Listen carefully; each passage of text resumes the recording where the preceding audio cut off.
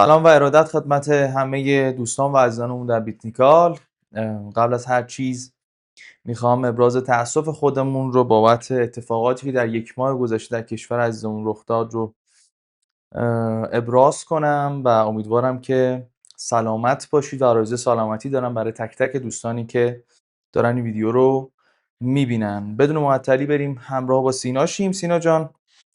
بله، منم سلام و عرض ادب دارم خدمت همه دوستان عزیزمون در بیتنیکال. منم همینطور ابراز همدردی میکنم با همه بازمونده‌های عزیز و واقعا ناراحت کننده بود اتفاقات. واقعیت خودمونم دروغ چرا دل و دماغ تحلیل نداشتیم، اما خب به خاطر اتفاقات افتاده توی بازار کریپتو و خب از اون سمت نیازی که حس میشد طبق وظیفه باشیم و تحلیل بکنیم و البته طبق نظرسنجی که گذاشتیم توی کانال تلگرام، دوستانی که لطف داشتن به ما تو پشتیبانی خیلی پیام میدادن، دایرکت اینستاگرام، با وجود اینکه ما هنوز تو اینستاگرام فعالیتی نداشتیم، که شروع بکنید فعالیتتون رو داشته باشین و واقعا نیاز هست به تحلیلاتون رو، که البته لطف دارن دوستان. گفتیم شروع بکنیم تحلیل ها رو. خب ما معمولا بازه بین 15 دسامبر تا 15 ژانویه کلا یه مقدار تو حالت تعلیق قرار داریم، کلا مجموعه تو حالت تعلیقه، به خاطر اینکه عمق بازار کمه، تعطیلات هست و به هر حال تیم یه استراحتی رو نیاز داره در طی سال و به نوعی این بازه یک ماهه 15 دسامبر تا 15 ژانویه رو معمولا نیستیم، تحلیل هم اصولا نداریم، ولی خب از 15 ژانویه تا الان هم به واسطه احترامی که به این روزها گفتیم بذاریم و اتفاقات اخیر نبودیم و باز میگم مشخصا بیت کوین چیزی بود، اتفاقی بودش که در واقع باعث شد باشیم و الان در خدمتتون هستیم. اتفاقی که توی بازار افتاد رو اگر بخوام بگم چی بود برای دوستانی که حالا کمتر پیگیر هستن، توی بازار کمتر هستن توی این روزها و شرایطی که کاملا طبیعی هم هست، این بودش که خب بیت کوین بعد از یک بازه زمانی چند ماهه از یک رنجی که بین بازه تقریبا 80,000 تا، حالا بخوایم یه مقدار دقیق‌ترش رو بگیم از 84,000 تا 93,000 تا توی این رنج قرار داشت، ازش خارج شد، یعنی به سمت پایین این رنج رو شکست و فکر میکنم ما از اواسط نوامبر تا فوریه که در واقع یه ذره مونده به فوریه، اواخر همین ماه ژانویه تو این رنج بودیم و بازه کمی نبود، چند ماه تو این رنج بودیم. خب مشخصا اتفاقی توی بازار نیفتاده بود و برگردم، میخوام یه مقدار برگردم عقب‌تر اصلا بگم چی شد شرایط بیت کوین به این شکل شد. خب میدونیم دیگه، ما تحلیلی که آخرین تحلیلمون دقیقاً 2 ماه پیش بود با تحلیلگر ارشد گلسنود زی عزیز، که دوستانی که تحلیل قبل رو دیدن میدونن صحبت ها رو داشتیم و آمادگی این رو هم تا حدی داشتیم برای اومدن قیمت به زیر 80,000 تا. ولی بخوایم یه مقدار برگردیم عقب‌تر، ما از تقریبا اکتبر، زمانی که خبر تعرفه ترامپ و به شکل خیلی ناگهانی اومد و نسبت به چین و حالا دنیا کلا بحث تعرفه ها رو از سر گرفت و جدی ترش کرد، کریپتو رو از دست دادیم یه جورایی میشه بود متاسفانه، و بیت کوین رو میتونیم بگیم از سقف خودش از اونجا ریخت تا الان که همچنان شرایطش به این شکل هست. و اونجا دیگه ما شرایطمون به این شکل شد که فشار تعرفه ها و فشار ریسک های مختلف اقتصادی و از اون ور کم کم فشار ریسک های ژئوپلیتیک جدیدی که نمونش توی بحث خاورمیانه و حالا اخیراً گرینلند و موضوعات این چینی بود هم اضافه شد. خب دیدیم طلای جهانی چه رشد عجیب غریبی رو به خودش دید و فضایی نبود که بازار ریسکی بخوان تکون بخورن و منطقی بود رفتار بیت کوین و این ریزش هاش. اما چیزی که الان اتفاق افتاد بعد از این رنج در واقع چند ماهه، این بود یک خبر جدیدی منتشر شد در رابطه با بحث تغییر ریاست فدرال رزرو و رفتن آقای پاول و جایگزین شدنشون توسط شخص جدیدی که ترامپ در واقع معرفیش کرده بود. یعنی توی توییتی، حالا توی یک پیامی گفتش که آقا همچین چیزی هست، یک شخصی رو باید بیاد جای پاول و جنگ قدیمی پاول و ترامپ بر سر کاهش تعرفه ها، که کاهش نرخ بهره، که به خاطر پوشش در واقع تعرفه های ترامپ و جنگ تعرفه ترامپ این دعوا شکل گرفته بود، در نهایت منجر شد به اینکه ترامپ پیشنهاد برکناری پاول رو و جایگزینیش رو با شخص جدیدی داد که بازار ترسید. یه در واقع فشار جدیتری رو به بازار وارد کرد تا این رنج به سمت پایین شکسته شد. چرا بازار ریخت که حالا دقیق ترش رو امین میگه چرا این اتفاق افتاد و اینکه اصلا آیا درست بود یا نه.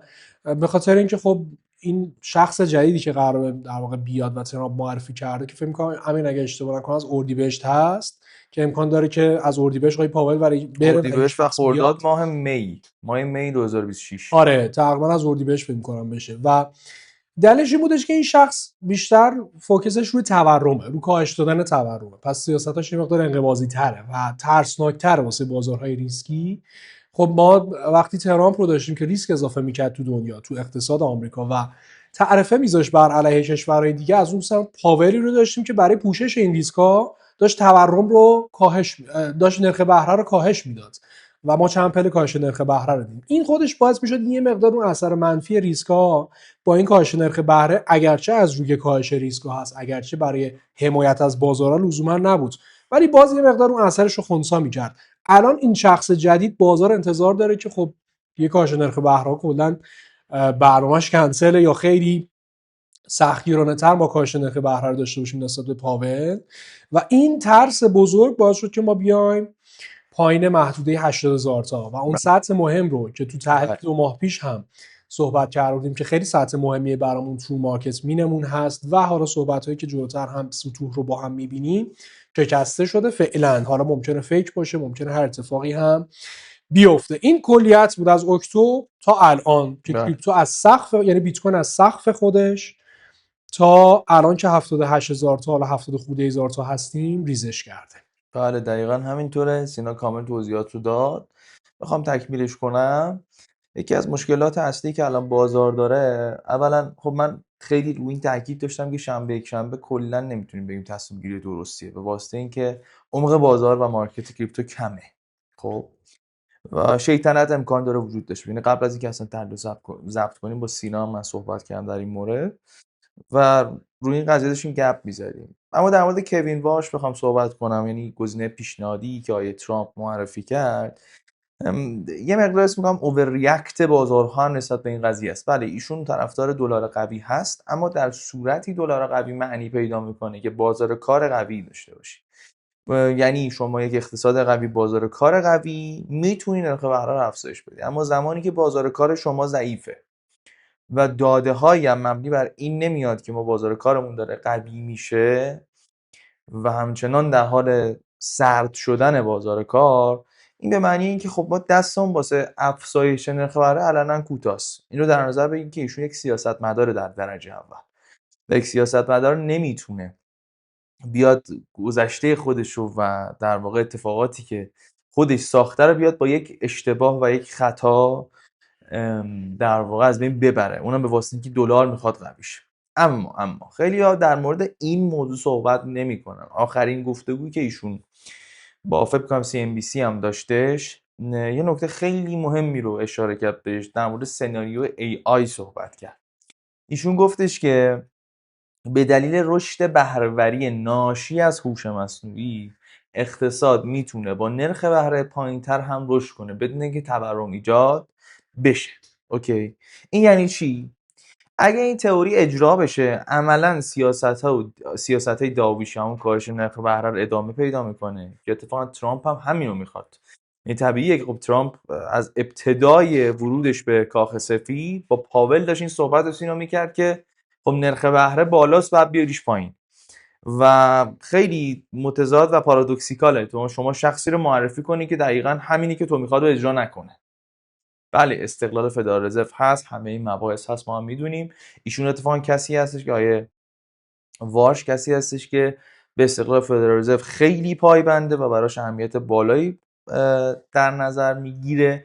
اما اگر این چیزی که من گفتم، یعنی بره به سمت سناریو AI و رشد بهره‌وری ناشی از هوش مصنوعی رو جلو ببره، عملا میتونه حتی داویش هم باشه. حالا ما چجوری بفهمیم این قضیه رو؟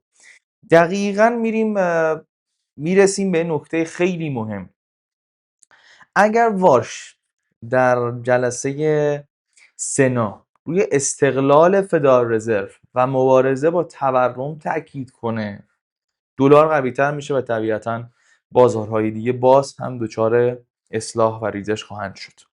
اما اگر از رشد اقتصادی، هوش مصنوعی و بهره‌وری هوش مصنوعی صحبت بشه، اون موقع به نظرم فرصت خوبیه برای بازارهای پوریس که بخوان یه بازیابی رو داشته باشن. ولی آیا این بازیابی برگشتن به رالیه؟ خیر.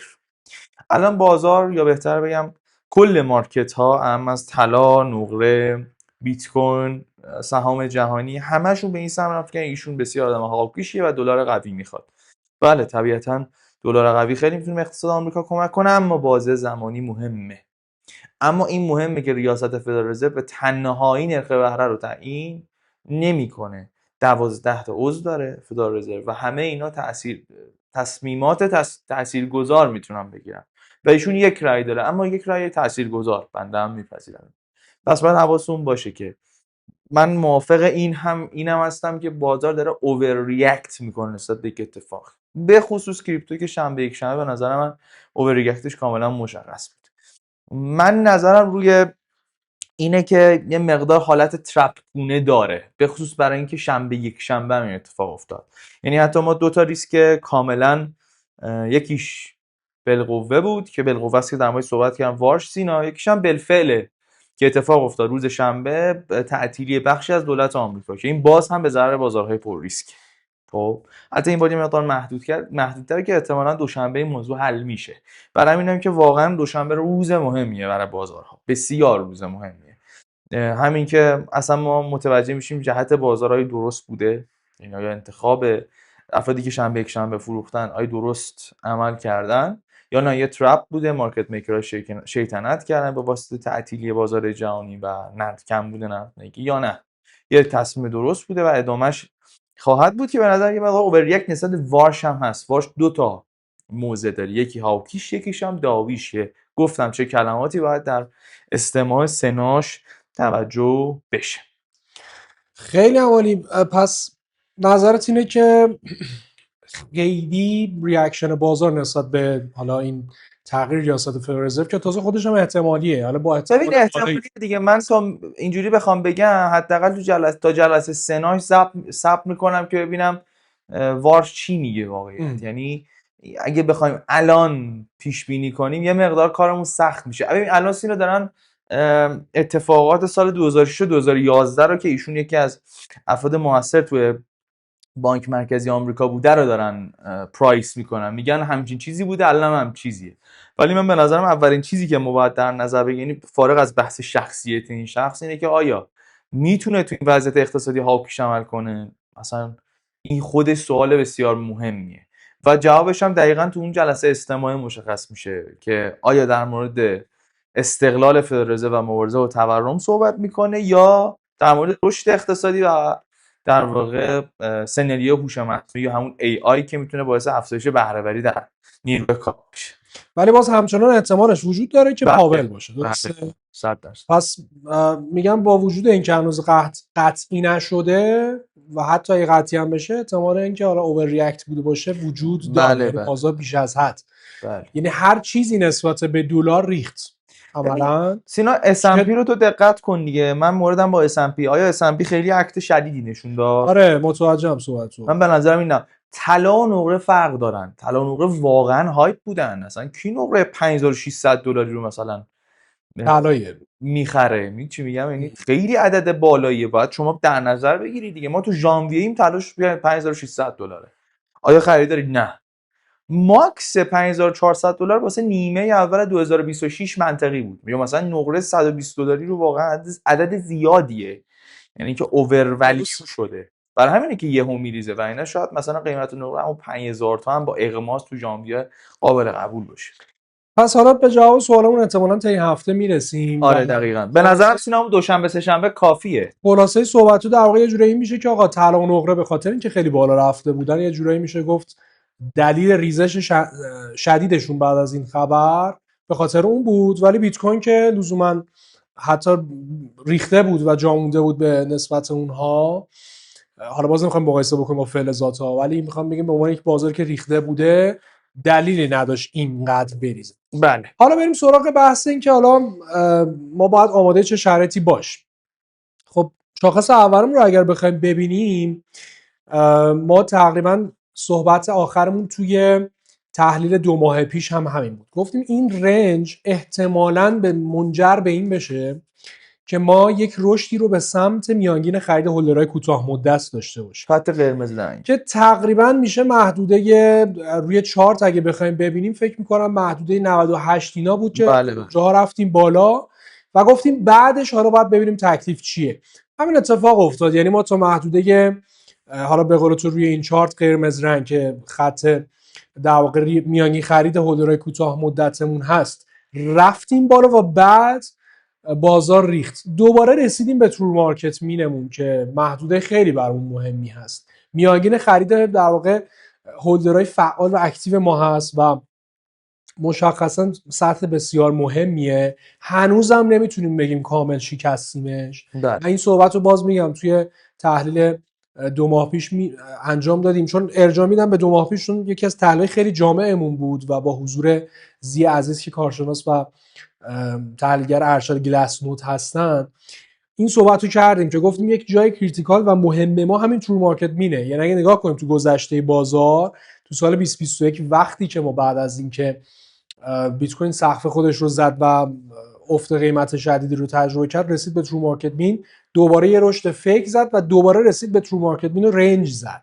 بله. و زمانی اون بازار بیاریش ما شروع شد که تا کف 15 17 هزار تا ریخت قیمت که ما ترو مارکت مین رو شکستیم، یعنی با یک قدرت خوبی ترو مارکت مین شکسته شد و دیگه بیاریش کامل شد. پس گفتیم هنوز بیاریش نیستیم، مادامی که بیاریش کامل نیستیم، مادامی که بالای ترو مارکت مین باشیم. اگه ترو مارکت مین شکسته بشه به لحاظ پترنی میگیم آقا ما وارد بازار بیاریش شدیم. ممکنه زمانی باشه، ممکنه حالا طبق انتظاری که امین داره ما یک وی بزنیم دوباره برگردیم بالا. اما زیر این ما بازار رو در واقع بیاریش میدونیم و بیاریشمون عمیق‌تره سینا، عمیق‌تر داره میشه به مرور. برای تو بیاریش که هستیم مثلا. و یعنی در واقع میتونیم بگیم روندی که از 2023 شروع شده تا حالا من حداقل انتظار خودم اینه که معمولا میگیم وقتی که بالای ترو مارکت مینیم همچنان روند 2020 از 2023 شروع شده و تا سقف بیت کوین که 120 خورده هزار دلار بوده ادامه داشته و اون اگر قیمت بیاد زیر ترو مارکت میگیم احتمال داره که این روند احتمال داره که تموم بشه. یعنی چی؟ یعنی که میریم مثلا واسه کفای سنگین تر، کسی نمیدونه، ممکنه یه اصلاح زمانی باشه، ممکنه که اصلاح قیمتی باشه، تا کجاش رو حالا جلوتر میبینیم، ولی فعلا این پترن رو ما دیدیم و صحبت کردیم تو تحلیل قبلی هم. پیشنهاد می‌کنم حتما تحلیل قبل رو ببینید. بله. خیلی نکات مهمی توش بوده. بله دقیقا. و اگه نکته‌ای روی این داری همین بگو که بریم سراغ نه کاملا تکمیل. ما این قانونه، یه قانون نانوشته است که وقتی ما تو مارکت برمیگردیم میریم به لانگ ترم هولدر میرسیم. متاسفانه تو اون بازه زمانی اینترنت ها کامل قطع بود و اینا حتما بهتون میگفتم که مقدار دیریسک یا به اصطلاح حالا ریالایز بکنید بیت کوینتون رو. دلیلش هم اینه که ما این حرکتی که داریم میبینیم مهمترین مقاومت ما میشه شورت ترم هولدرام که اونا سر به سر تقریبا خارج شن. حالا یکی از اینا شورت ترم هولدر رو میانگین خریدش میبینه، ولی اگه بخوام صحیح تر بگم میشه مثلا الان بازار که 96 95 میانگین خرید هولدر کوتاه مدت 95 تا 112 هزار تا بیت کوین یه محدوده بسیار فشرده از این فروشنده های هولدرهای کوتاه مدتی داره.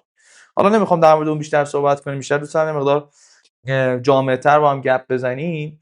اما خلاصه اینجاست ما معمولا در نزدیکی ترو مارکت مین امکان رنج شدن قیمت وجود داره. اینو قبلا هم گفتیم، باز هم داریم بهش اشاره میکنیم. یعنی باید ولید باشه. ولید بودن معنی نیستش که مثلا یک کندل ما زیر 80,000 تا زدیم به معنی ولید بودن. نه، میتونه ولید نباشه. باید واقعا هفته به هفته جلو بریم، باز داده چک کنیم. ما چند تا داده مثبت هم داریم واقعیت تو این جای بازار. البته سنتیمنت کلی بازار واقعیت همچنان منفیه و باید بپذیریم که ما تو بیاریش مارکت هستیم و این رو باید در نظر بگیریم.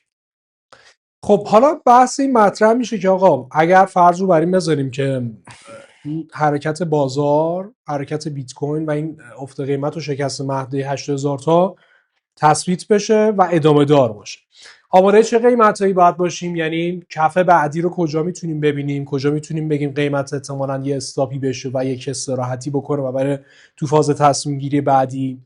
خب شاخص URPD متاسفانه تا محدوده تقریبا 80,000 تا گفتیم که معمولا جاهایی که شاخص URPD دندونه های بلندی داره قیمت راحت ازش عبور نمیکنه و جاهایی که دندونه هایی وجود نداره و خیلی بیت کوین هایی دست به دست نشده قیمت راحت تر ازش عبور میکنه. خب مشخصا گفتیم زیر 80,000 تا واقعا خالی بود و همینطور هم هنوز هست، یعنی زیر قیمت فعلی که 77 78,000 تا باشه تا محدوده های تقریبا میشه گفت 70,000 تا خوشبینانه شه و یا حتی تا محدوده های 60,000 تا. خیلی سبکه این در واقع URPD داره میگه که اگر قیمت بخواد افت بکنه و این تثبیت زیر 80,000 تا انجام بشه ما میتونیم تا 70,000 تا و 65,000 تا بریم و بدبینانه ترش تا 55,000 تا. بله.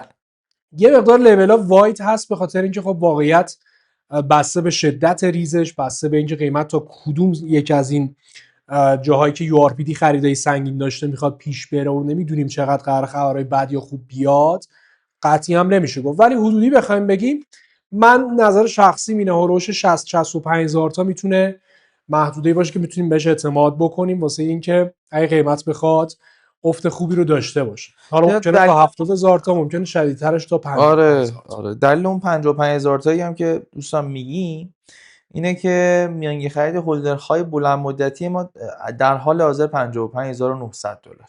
خب وقتی ما تو مارکت مینه بازار از دست میری، اول اکتیو اینوستر در واقع دقیق ترش چی میشه؟ شورت ترم هولدر یکی از میانگین خریدهای بسیار مهم ماست برای حمایت، بعدش اکتیو اینوستره و بعدش هم تور مارکت مینه بازاره و در انتها که معمولا کف‌ها در همون محدوده ها مشخص میشه میانگین خرید هولدرهای بلند مدتی که در حال حاضر 55,900 که حالا با توجه به حرف سینا و البته تکمیل کننده خرید هولدرهای بلند مدتی که در ادامه بهتون میگم که دارن خرید میکنن، میتونیم بگیم که این 55,900 تا 65,000 دلار یعنی میانگین خریدشون تا اونجا میتونه بالا بیاد به واسطه خریدهایی که در حال حاضر دارن انجام میدن. پس همون بازه بین 60-65 که سینا میگه تقریبا درسته.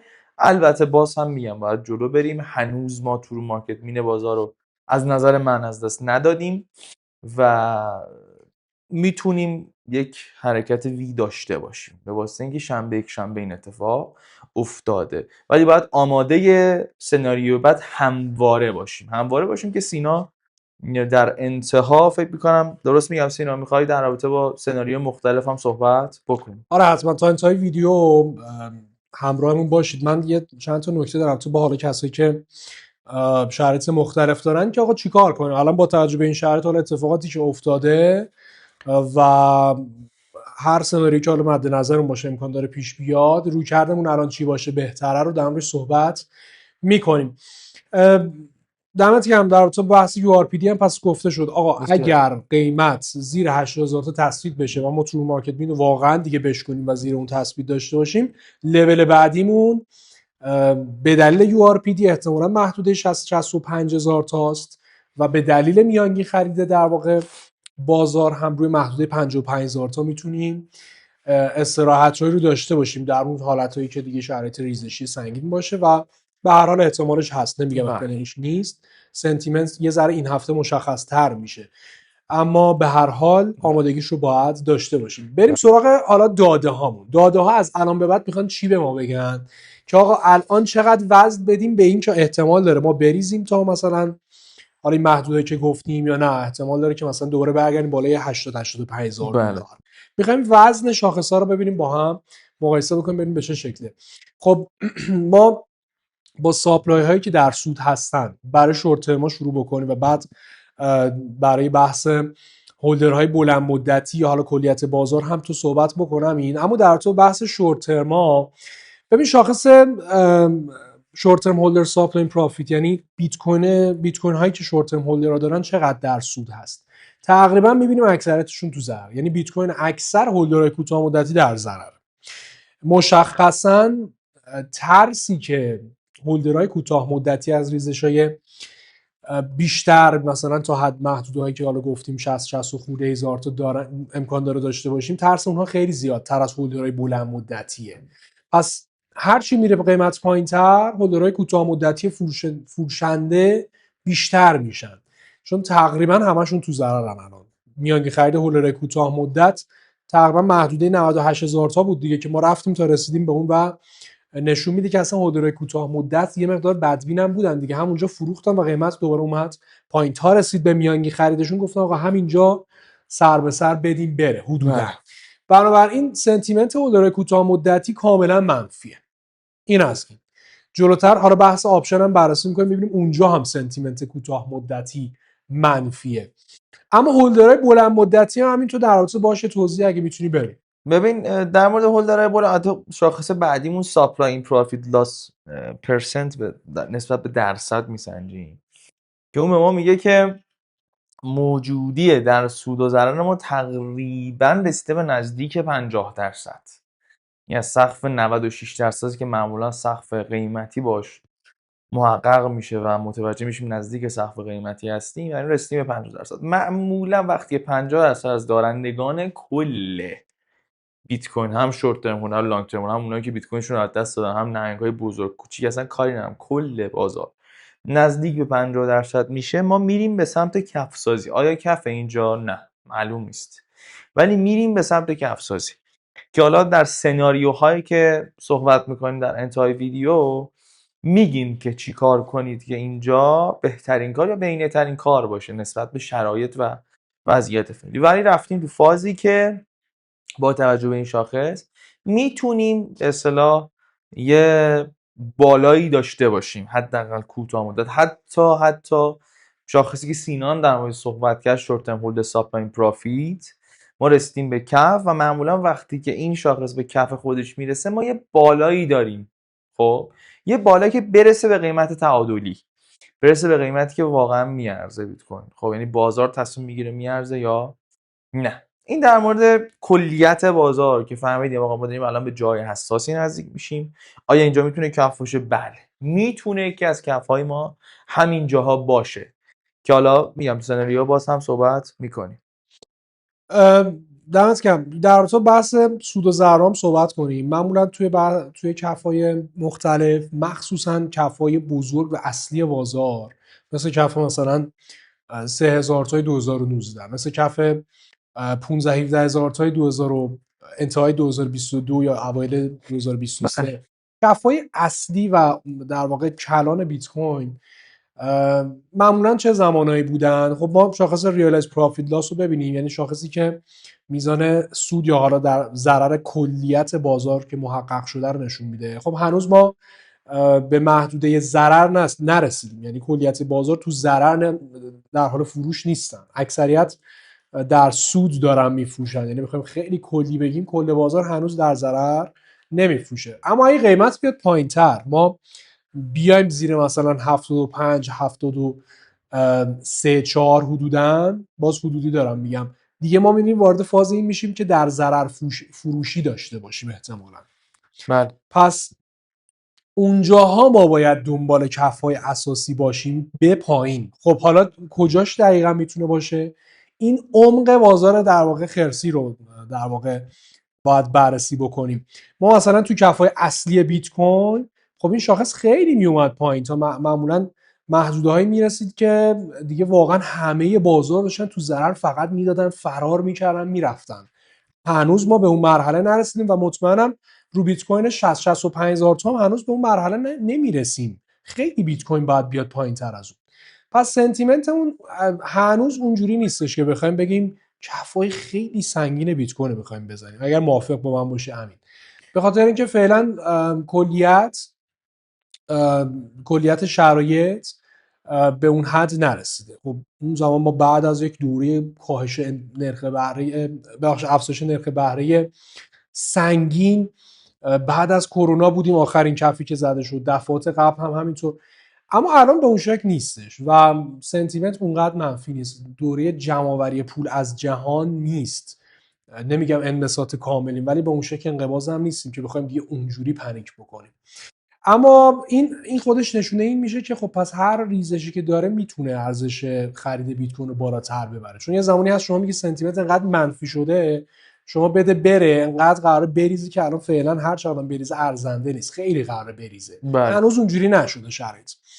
و این ریالایز پروفیت لاس رو برای این آوردم اینجا که بگم آقا هنوز ما به اون شرایط نرسیدیم، فاصله داریم حتی اگر تا 60-65 بریم. اینو تو ذهنمون داشته باشیم. بله. شاخص بعدی چطور همین؟ ببین حالا من رو شاخص دیگه مقدار صحبت دارم، چون یه مقدار مووینگ اوریج 90 روزه اون آره میسنجه. خب پس اصلا نمیتونیم بگیم که مثلا این کندلی که الان محقق شده آیا رسته منطقه قرمز یا نه. خب این یکی از نکاته، چون میاد 90 روزه میسنجه، پس احتمالاً نوسانات مقطعی رو در نظر نمیگیره که 100% هم در نظر نمیگیره. و این شرط اصلی اینه که ما در نظر بگیریم که اومدیم زیر تو مارکت، بعدش بازار به بیاریش عمیق‌تر نیاز داره واسه اینکه برسه فاز کپیتولیشن شدید و تسلیم شدید و بعد از اون یه کفی محقق کنه و بره بالا. اما من شاید اینجا با سینا یه مقدار تفاوت کنه دیدگاهم. دلیلش اینه که ما یه آف چینی داشتیم که خیلی داره وزن بیشتری میگیره تو بازار و گرفته. یعنی ما قبلا یه ابزاری به نام آپشن نداشتیم در بیت کوین که انقدر قدرتمند باشه. ما قبلا در که بتونیم بیمه کنیم مثلا یا حد ضررمون رو مطمئن‌تر بذاریم. ETF ها حضور بله حضور ETF ها میتونه این کاهش قیمت رو متعادل کنه، بهتره بگم. یعنی همونطور که با زی هم سینا صحبت داشتیم بود که میگفتش که امکان اصلاح زمانی بیشتره. میگفت اگه الان مثلا به من تو یه فضای ایزولیت بود و فروش هولدرهای بلند مدتی رو که 3 تا ویو و 3 تا موج داشت رو در موردش گپ میزدیم، میگفتم بیت کوین باید $50,000 باشه، ولی بیت کوین اون موقع که داشتیم صحبت می‌کردیم حوالی 80 تا $90,000 بود. پس این رو باید در نظر بگیریم. بنابراین اگر میونه کرامت ما یه زمانی مثلا از 60 خورده 70,000 تا شدیم مثلا هولوش 15,000 تا 17,000 تا، بله الان ممکنه که از 126,000 تا لزوما نشیم، مثلا عدد هولوش 40,000 تا یا 30,000 تا. دقیقاً ممکنه زمانی باشه اصلاح، ممکنه این کاملا اصلا امکان 65 هم نبینه، فقط رنج بزن یا 65 رو یه روز ببینه برگرده. میگم خیلی اینجوری نیست که بخوایم بگیم، چون بازار داره بچه بالغتر و کاراتر میشه، طبیعتاً شرایط تعدیل شده تره، وضعیت مقدار وضعیت بالغانه تریه. اینجوری نیست که خیلی شارپ بریزه و اینطور هم واقعا بیت کوین نبوده. خیلی خوب عمل کرده به نظر من تو این چند وقت تو ریزش‌ها و نشان از اینه که هر عرضه‌ای رو یک تقاضایی رو داره تقاضایی هست که جذبش بکنه. برای همین میگم روز دوشنبه برام خیلی اهمیتش دوبل میشه به واسطه اینه، چون کاملا مشخص میشه سنتیمنت بازار تو ETF ها به چه شکلی، تو بازار آپشن بیت کوین به شکل عمل میشه. و البته سینا در مورد آپشن صحبت میکنه مفصل، ولی کلا خیلی روز دوشنبه روز مهمیه. بریم در مورد شاخص بعدی صحبت کنیم که LTS سپلای چینج رو داره نشون میده و من یه مقدار واقعیت خوشبین‌ترم اینجای بازار. یعنی من قبل از ضبط ویدیو هم به سینا گفتم که شاید یه مقدار مثلا من و تو با هم اینجوری باشیم که من یه مقدار مخالف باشم و فکر میکنم اینجا میتونه یکی از کف‌های مهم باشه. دلایل مختلفی هم داره. یکیش LTS سپلای چینجمونه که در واقع LTH ها دارن خریدار خودشون رو اینجا نشون میدن و به سمت مثبت حرکت میکنن. وقتی که این چرخش و پارادایم شیفت شکل میگیره ما نزدیک کف‌های قیمتی میتونیم باشیم، ولی آیا حتما اینطور؟ نه. در گذشته بارها اتفاق افتاده که این خریدها انجام شده ولی ما قیمت‌های پایین‌تر رو دیدیم. ولی کلیت داستان رو بخوام بگم، از فاز فروش شدید این دسته از دارندگان بیت کوین خارج شدن و حتی الان خریدار هم هستن و این رو باید نکته مثبتی در نظر بگیریم. اما پوینت قطعی نیست. پوینت قطعی ما باید بره به سمت URPD، بره به سمت دو تا شاخص اولی که با هم بررسی کردیم که سنتیمنت نزولی بیشتری دارن به ما یادآور میشن. پس محدودهایی که گفته میشه واقعا محدوده‌های مهمیه. اما حالا باز هم باید بریم تو سناریویی که انتها داره سینا صحبت میکنه، در مورد اون بیشتر گپ بزنیم. یه شاخص دیگه هم هست که value days destroyed و اون شاخص هم به ما تقریبا داره نشون میده که ما باز هم در همین جا که دارم میگم فاصله 10% پایین‌تر 10% بالاتر میتونیم کفی رو تشکیل بدیم. یعنی این شاخص اگه بخوام نکته جالب تری هم میگه ببین چرا دارم چیو میگم در مورد ولیو دیستروید، حالا نمیدونم شاخص رو داری تو یا نه، ولی در مورد اونه که به ما داره نشون میده که اینجاها دیگه محدوده های مهمیه. یعنی اینجا یه پله خرید منطقیه، داده ها دارن اون یه پله خرید منطقیه. یه نکته ولی جالبی هم آخه داره میگه، ببین بحث این که اصلا این شاخص داره میگه ما سقف درست درمونی هم نزدیم. دقیقاً همینطوره. یعنی میگه الان دقیقاً. طبق حالا الگوهایی که ما بریم یه سقف خوبی بزنیم بعد بیایم یه کف خوبی بزنیم تو اسکیلای مثلا چند ساله، میگه آقا اصلا این سقف 126,000 تا انتهای اون روند سعودی که از 2023 شروع شده نبوده. بله. هنوز بیت کوین داره قصد سقف زدن‌های بیشتر رو داره بدون اینکه بخواد اصلاح خیلی سنگینی بکنه. بله. این هم تز جالبیه و میشه همون سناریویی که ما خیلی نیایم پایین، یعنی آره تا 65 اینا رو دیگه نریم، همین جاها دیگه کم کم قیمت 65 هم اونقدر نسبت به 123 قبول دارم پایین ها، ولی نسبت به 70 اونقدر پایین، نسبت به 77 هزار تا اینقدر پایین نیست. 65,000 دلار می چی میگم؟ یعنی دقیقاً یه خبر بده بی تعارف. برای همین ولی میگم شخص داره احتمالش رو میده، میگه ممکنه ولی اصلاح از این سنگین‌تر نشه و ما ادامه بدیم مثلا بریم سقف بزنیم. دقیقاً.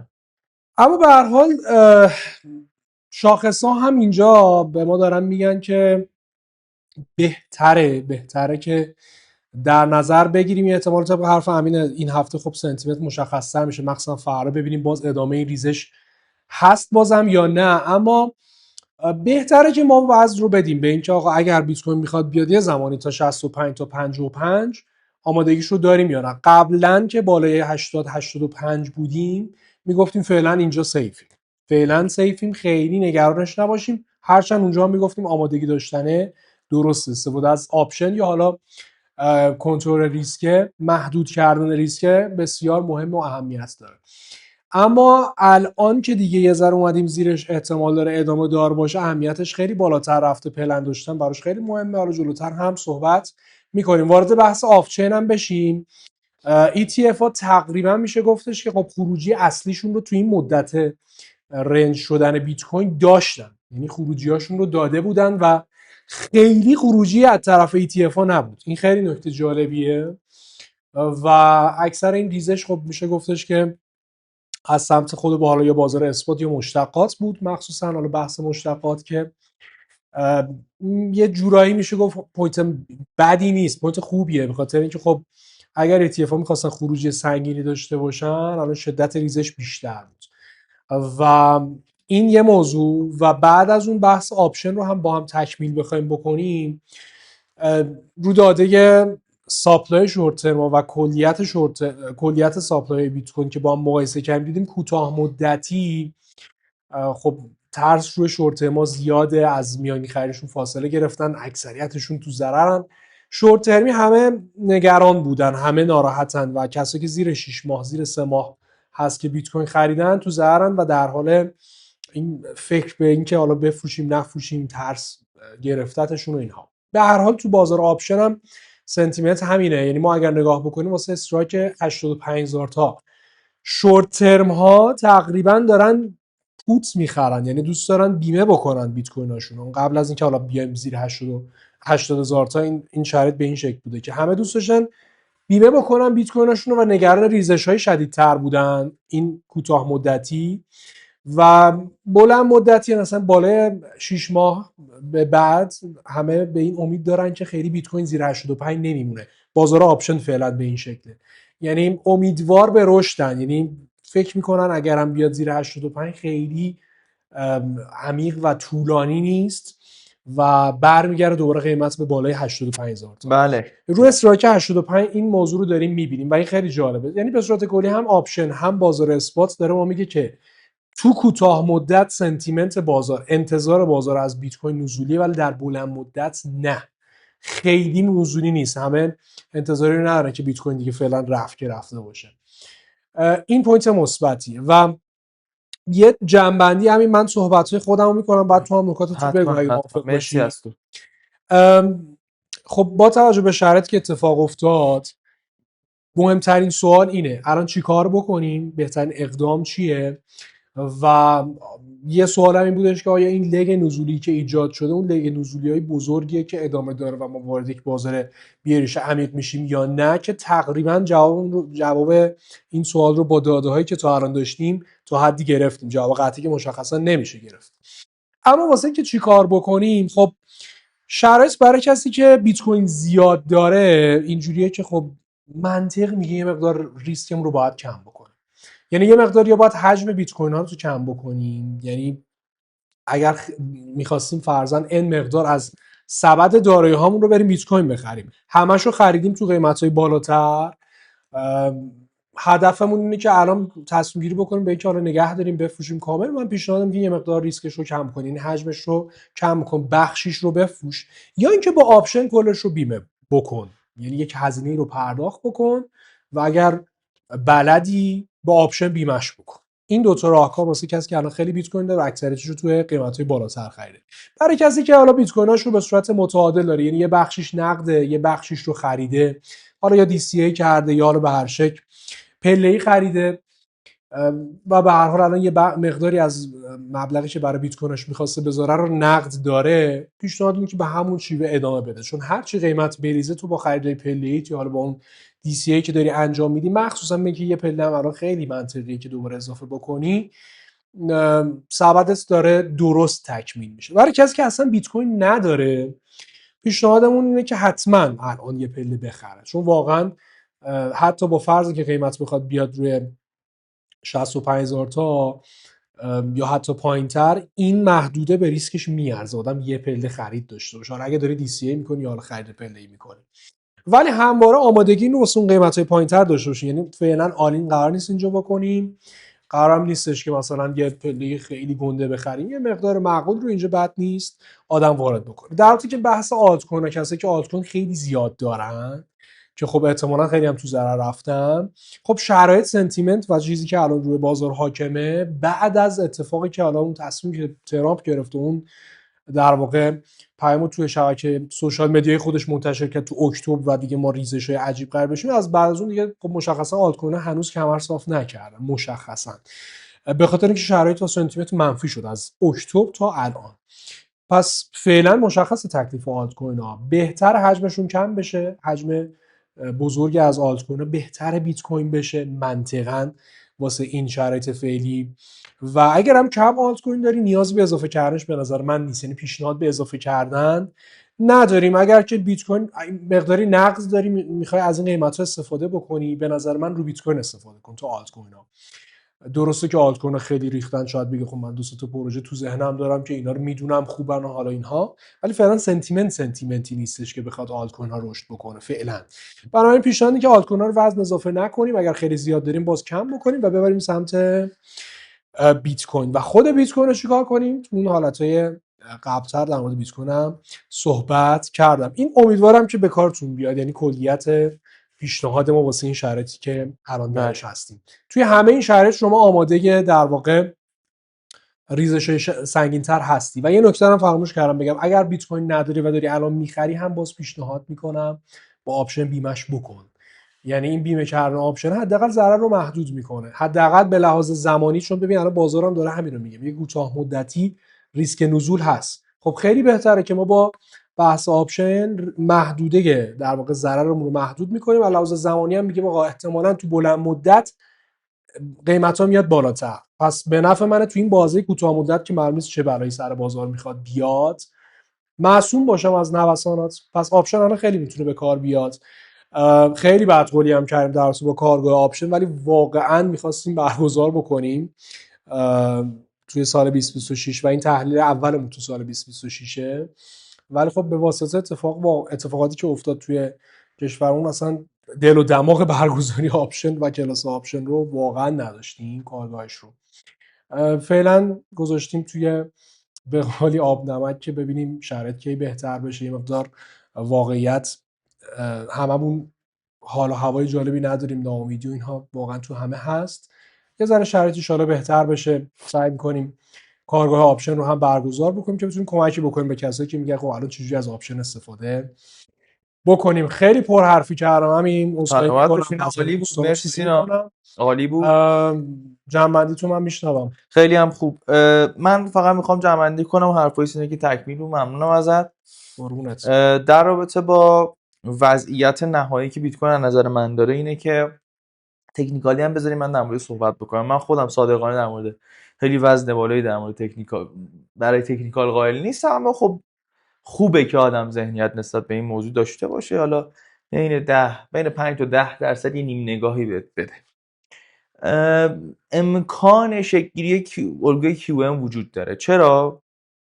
چون معمولا الگوی QM اینجوری شکل میگیره. حالا بچه‌ای که پرایس اکشن کار میکنن و RTM هم فکر کنم کار میکنن اینو متوجه میشن که وقتی ما دنبال یک لو، یک های و یک لوور لو و یک هایر های هستیم که این اتفاق دقیقاً تو بیت کوین افتاد. یک لو زدیم، بعد رفتیم یه های حوالی 98000 تا 97800 تا زدیم، بعد اومدیم یک لوور لو داریم میزنیم که کف این لوور لو میتواند 75 باشد که زده شد، میتواند 72 73 هم باشد. اینم باید در نظر بگیرید. یعنی امکان داره بیایم اونجا و بریم یه های بزنیم. برای همین میگم این مهده 65 تا 77000 تایی که در حال حاضر هستیم همش میتونه کف باشه. واقعا دو سه تا شاخص هم داریم که نشان از اینه که ما در محدوده کف هستیم. اما آیا این محدوده کف مطلق ماست؟ خیر.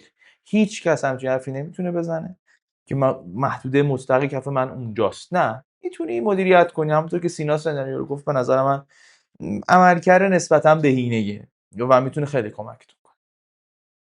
در رابطه با یه چیز دیگه هم میخوام صحبت کنم، CME گپ.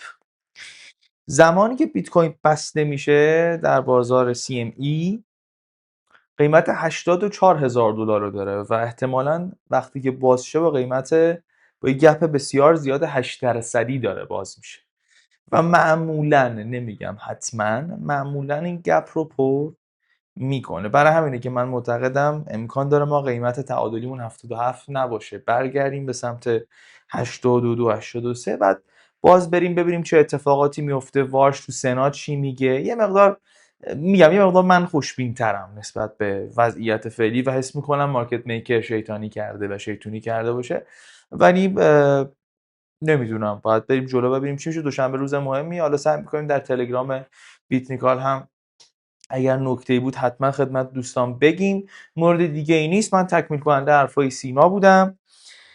واقعا دل و دماغ تحلیل گرفتن نبود، ولی خب ریاکشن ها رو دیدم و انرژی که دیدم و گفتم که وظیفه منه به عنوان یک ایرانی که بتونم تو این بخش کوچک حداقل هموطنان و دوستانمون در بیتنیکال رو کمک کنیم. امیدوارم که مفید بوده باشه این تحلیل و کمکتون کرده باشه. سعی کردیم هم مبسوط باشه، مفصل و مبسوط باشه، هم سناریوهای مختلف رو بسنجیم و خدمت شما بگیم که حالت راهنمایی هم در این وضعیت داشته باشه. خیلی مخلصیم. آرزوی سلامتی دارم برای تک تک شما عزیزانم و مورد دیگه این نیستین جان اگه حرفی هستش با هم گپ بزنیم. دم شما گرم. خیلی بزرگواری. مخلصیم و بازم قربونتون برم. تسلیت با سلامت باشید. اخیری که تو کشورمون افتاده و امیدوارم به زود شرایط کشورمون خوب بشه و امیدواری برگرده به این خاک و مرزمون. شاکریم. خیلی مخلصیم. ارادت. قربونتون. خدا نگهدار. خدا نگهدار.